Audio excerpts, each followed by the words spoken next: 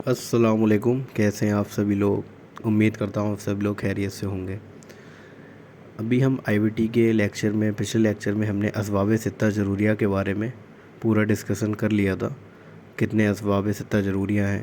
ہوا، معقولات و مشروبات، حرکت و سکون بنی، حرکت و سکون نفسانی، نوم با یکزا، احتباس و استفراغ۔ تو ہم 6 اسباب ستہ ضروریہ کے بارے میں پڑھ چکے تھے۔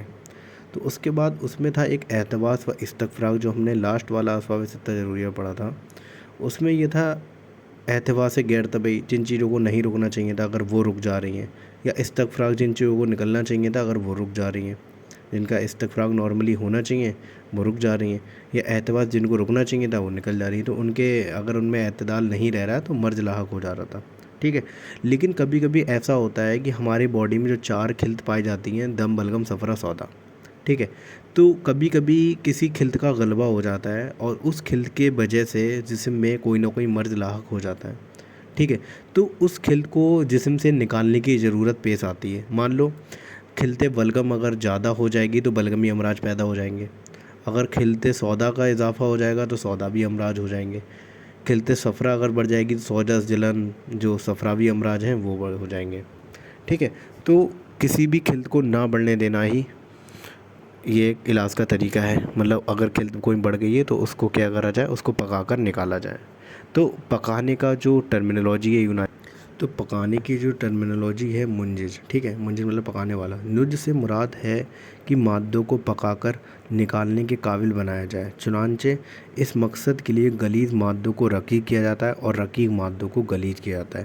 جیسے رقیق کیا جاتا ہے، جیسے بلغم ہے، بلغم با سودا، اور رقیق کھلت کو غلیظ کیا جاتا ہے جیسے صفرا۔ صفرا کیا ہے؟ ایک رقیق کھلت ہے، اگر اس کا ہم اخراج کرتے ہیں، اس کا منجز دیتے ہیں تو اسے کیا کرنا پڑتا ہے؟ غلیظ کرنا پڑتا ہے۔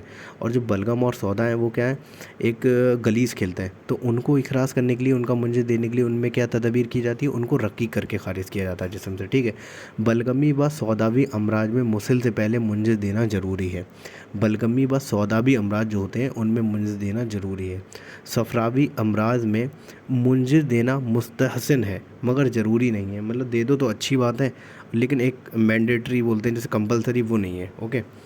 دمبی امراض میں منجز کے بجائے معدلات دم کے ذریعے تعدیل دم کیا جاتا ہے، کیونکہ آپ دم جو ہے، خون جو ہے اسے خارج تو نہیں کر سکتے نا، اس کا جو اگر اس میں کوئی گڑبڑ پیدا ہو گئی ہے تو آپ اس کے اعتدال مزاج پر لے آئیں، اسے اعتدال پر لے آئیں، مطلب اگر زیادہ اضافہ ہو گیا ہے تو اسے اعتدال پر لا دیں تو کیا ہو جائے گا؟ صحت قائم ہو جائے گی، ٹھیک ہے۔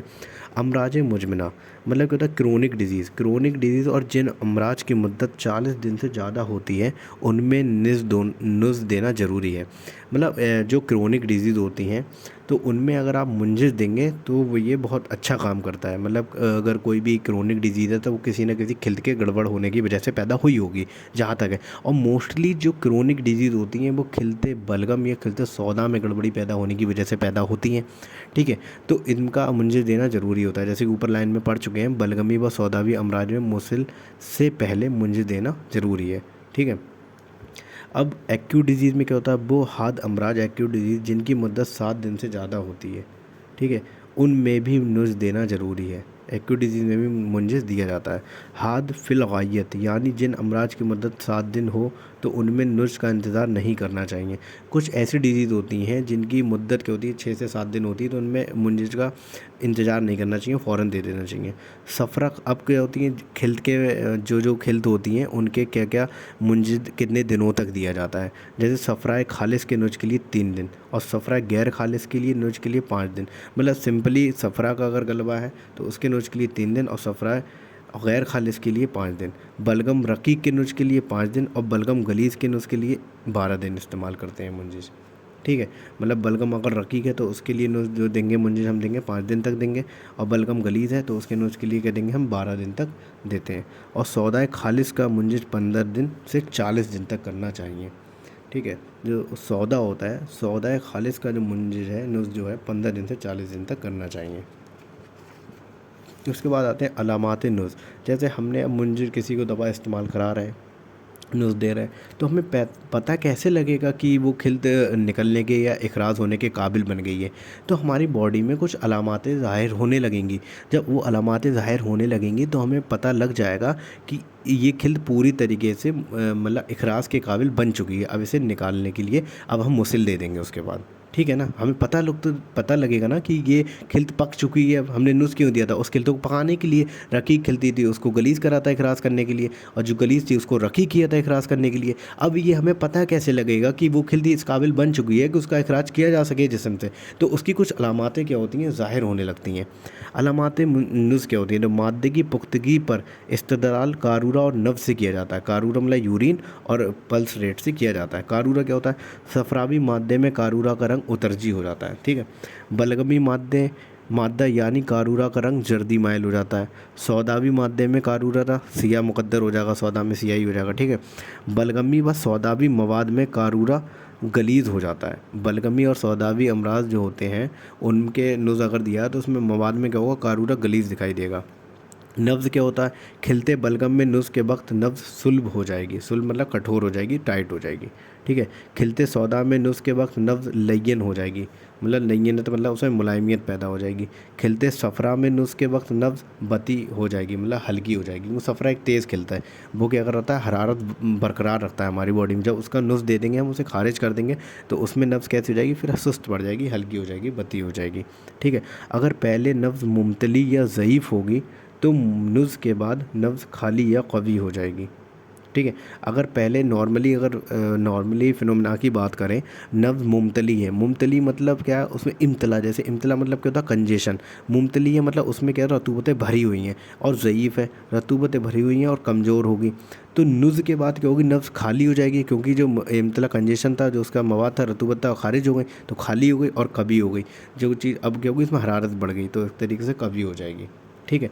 अहकामात मुंज़िज़ात मतलब क्या क्या अहकाम है, क्या क्या हुक्म है मुंज़िज़ देने के लिए। हर खिल्त के मुंज़िज़ अलग अलग होते हैं, ये तो आपको पता ही है कि हर खिल्त का मुंज़िज़ अलग होता है। सफ़रा के लिए 3 दिन 5 दिन होता है, बलगम के लिए 5 दिन 12 दिन होता है, सौदा के लिए 15 से 40 दिन होता है, ठीक है। तो हर खिल्त का क्या नुज़ क्या अलग अलग दिया जाता है। हर मर्ज के मुंजिज में उस मर्ज की मखसूस दवा भी शामिल करना चाहिए, जैसे सुबात में उस्तुखुद्दुस और वजहुल मुफासिल में सूरनजान। क्योंकि हर मर्ज जो भी होता है, किसी भी अगर मर्ज में हमें मुंजिज देना है तो उसकी ड्रग ऑफ चॉइस जो होती है उसे शामिल कर लेना चाहिए। जैसे कि मुफासिल, वजहुल मुफासिल, अर्थराइटिस के लिए ड्रग ऑफ चॉइस जो है सूरनजान को माना जाता है। तो हम कोई भी मुंजिज इसका नुस्खा जो होगा उसमें इसकी ड्रग ऑफ चॉइस जो है सूरनजान को शामिल ज़रूर करेंगे, ठीक है। तो यही कह रहे हैं, हर मर्ज में मुंजिज में उस मर्ज की मखसूस दवा भी शामिल कर लेनी चाहिए। जैसे सुबात का मतलब होता है गहरी नींद आती है इसमें, तो इसमें कह देंगे हम उस्तुखुद्दुस और वजहुल मुफासिल में सूरनजान। अगर मादा मर्ज मुफासिल या आसाम में हो तो मुंजिज ज़्यादा अरसे तक इस्तेमाल कराएं और मुतअद्दिद बार मुसिल दें। क्या कहना चाह रहे हैं? अगर मादा मर्ज मुफासिल या आसाम में हो, मुफासिल मतलब जॉइंट्स में हो या नर्व्स रिलेटेड हो, तो मुंजिद क्या होते हैं? ज़्यादा लंबे समय तक इस्तेमाल कराएं और मुतअद्दिद बार मुसिल भी देना पड़ेगा उस हिसाब से। सिरके के बारिद अमराज, सर के बारिद अमराज मसलन फालिज, लकवा वगैरह में नुज के साथ साथ तनकिया खास की ज़रूरत भी होती है। मतलब अगर सर के बारिद अमराज होते हैं, जैसे बलगमी, सर में बलगम इकट्ठा हो गया, मेनिंजाइटिस हो गई, ठीक है, सरसाम हो गया, तो इसमें क्या करेंगे? या फालिज लकवा हो गया, ठीक है, तो इस केस में हम क्या करेंगे? मुंजिज़ के साथ तनकिया खास की ज़रूरत भी होती है। उस मादे का हम तनकिया भी करेंगे। नुज़ मतलब क्या है? उसे पकाएंगे पहले, मादे को जो भी पकाना है, उसके बाद उसका हम तनकिया कर देंगे। ये हमारा मुंजिज़ कंप्लीट होता है। ओके, मिलते हैं नेक्स्ट।